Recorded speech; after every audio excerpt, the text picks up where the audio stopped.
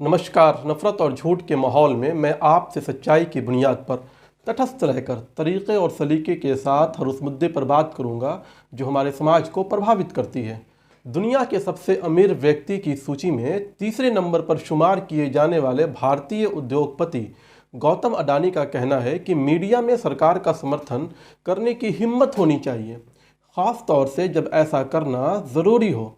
कुछ महीने पहले उनकी कंपनी ने एनडीटीवी का शेयर खरीदकर उसे अपने नियंत्रण में लेने की कोशिश की।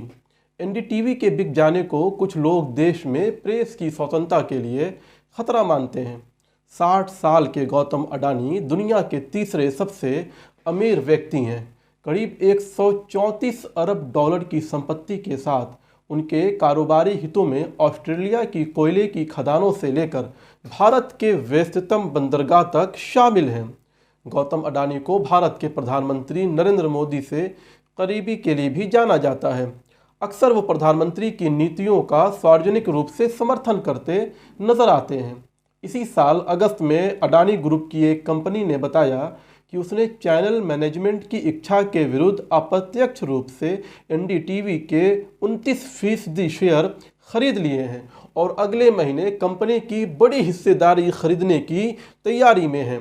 फाइनेंशियल टाइम्स को दिए एक विस्तृत इंटरव्यू में गौतम अडानी ने कहा कि मीडिया में उनका आना कारोबारी मौके के बजाय एक जिम्मेदारी है। अडानी ने इसके साथ ही यह भी कहा कि मौजूदा समय में भारत को एक वैश्विक समाचार संगठन की ज़रूरत है जो अल जज़ीरा जैसा हो और जो ज़रूरत पड़ने पर सरकार का समर्थन करे। ब्रिटिश अखबार को दिए इंटरव्यू में अडानी ने कहा, स्वतंत्रता का मतलब है कि जब सरकार कुछ गलत करे तो आप उसे गलत कहें, लेकिन इसके साथ ही आप में ये हिम्मत भी होनी चाहिए कि जब सरकार हर दिन सही काम कर रही हो तो आपको उसे भी बताना चाहिए। एनडीटीवी के भारत में 2 चैनल हैं, एक अंग्रेज़ी और एक हिंदी, और ये भारत के टीवी चैनलों की भीड़ में थोड़ा अलग दिखता है, जो सरकार के आलोचकों को अपनी बात रखने के लिए मंच देने के साथ ही सरकार की नीतियों के बारे में लगातार रिपोर्ट करता है। अपने दम पर अरबपति बने गौतम अडानी ने मुकेश अंबानी को पीछे छोड़कर एशिया के सबसे अमीर व्यक्ति बनने का रुतबा हासिल किया है।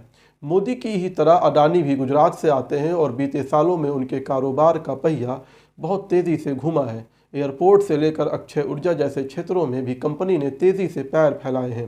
हालांकि उनके पूंजीवादी कारोबार और कंपनी के माथे पर बढ़ते कर्ज से चिंताएं भी बढ़ रही हैं। फिंच ग्रुप के क्रेडिट साइट्स के विश्लेषकों ने अगस्त में चेतावनी दी थी कि इस समूह को ज़रूरत से ज़्यादा फ़ायदा उठाने के मौके दिए जा रहे हैं। शुक्रवार को ही समूह के अडानी इंटरप्राइजेज ने फॉलो अप पब्लिक ऑफर के जरिए 2.45 अरब रुपये जुटाने की योजना को मंजूरी दे दी है, जो देश में अब तक का सबसे बड़ा सार्वजनिक प्रस्ताव है। हालांकि अभी इसे नियामक एजेंसियों की मंजूरी मिलना बाकी है। इस नए फंड से कंपनी अपना कर्ज घटाने के साथ ही बड़े पैमाने पर कारोबार का विस्तार करना चाहती है।